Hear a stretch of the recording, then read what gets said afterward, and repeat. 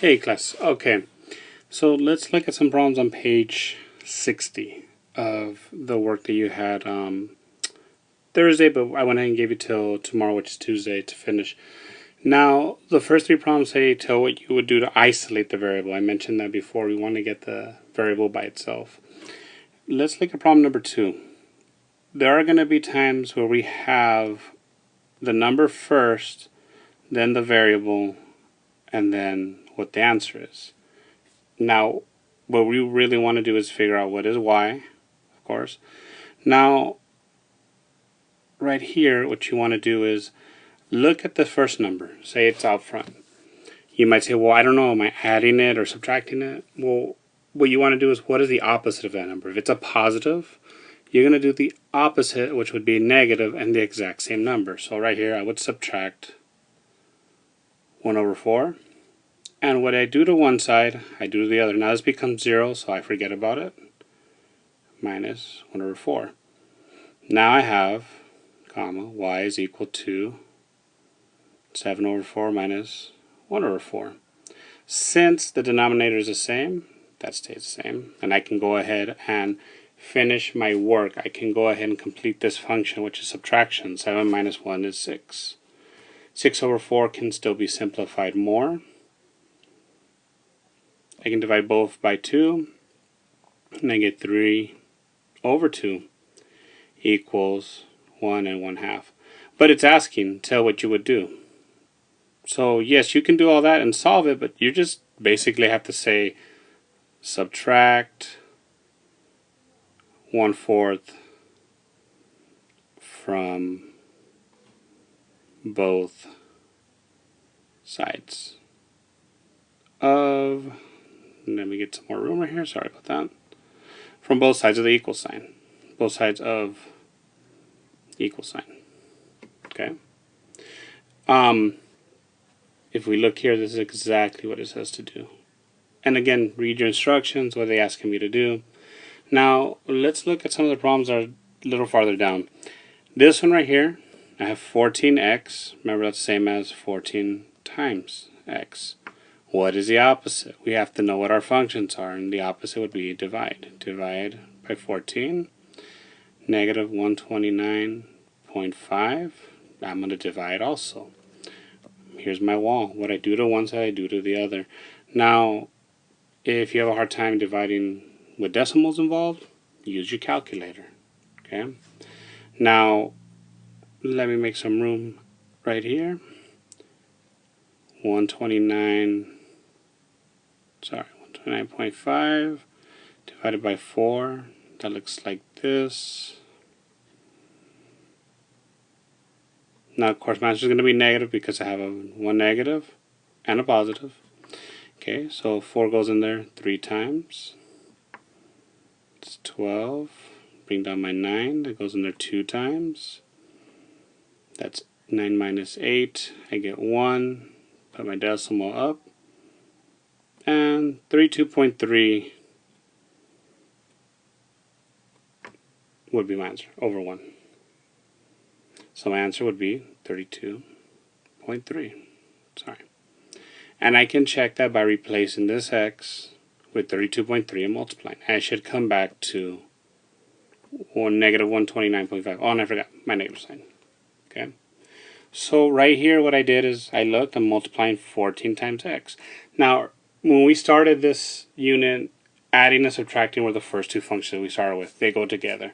Now I'm adding multiplication, division. That should be your hint. What did I start with? Addition and subtraction. Those go together. They are their opposites. Multiplication, division. They are each other's opposites. And it's something we've learned before, but let's remember that now and going forward use that. Now right here, have 1/3 y is equal to 27. Now I can divide by 1/3, find its reciprocal and multiply, and that's 3 times 1. Now if I know how fractions work, let me clear this out real quick.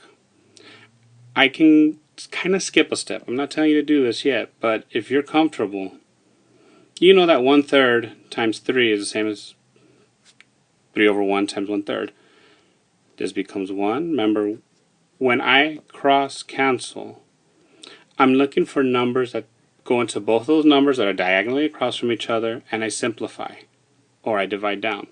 So let me do that again. I look here, and 3 can be divided by 3, and that's also a 3. So when I see that they match completely, they become 1. 1 times 1 is 1. 1 times 1 is 1, so that's y, or 1y, which is the same as y. Now, since I multiply by 3, I'm going to do the same thing over here. 27 times 3, 1, 2, this is 6, plus 2, answer is 81. Now, if I plug that in, that's 1/3 times 81 over 1 should equal 27. Now, earlier I mentioned cross-canceling. These two are already simplified. They're 1.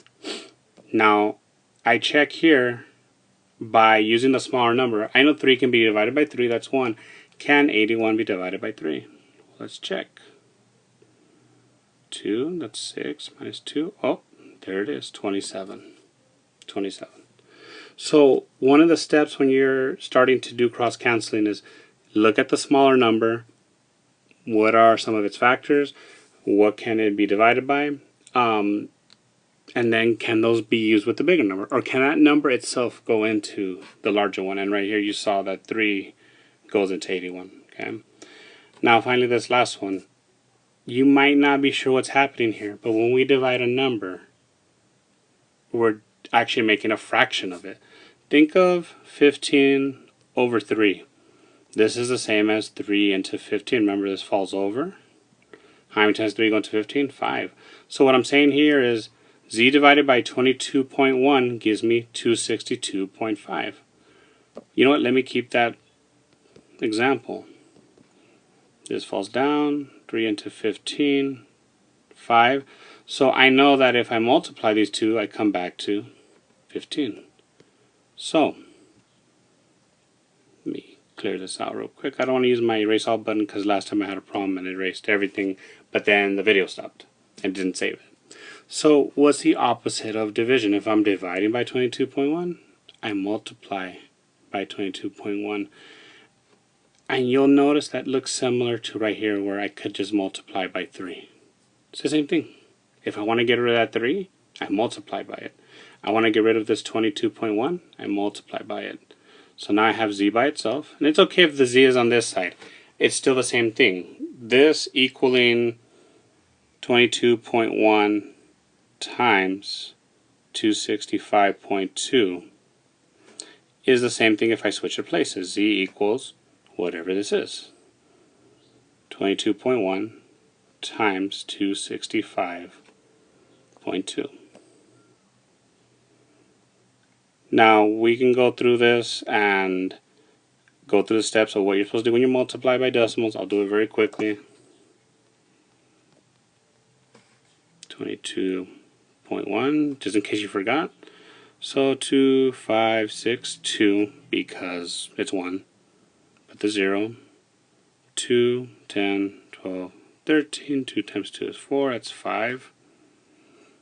2 placeholders. Now it's going to be the exact same numbers because, again, oh, and I think I made a mistake already.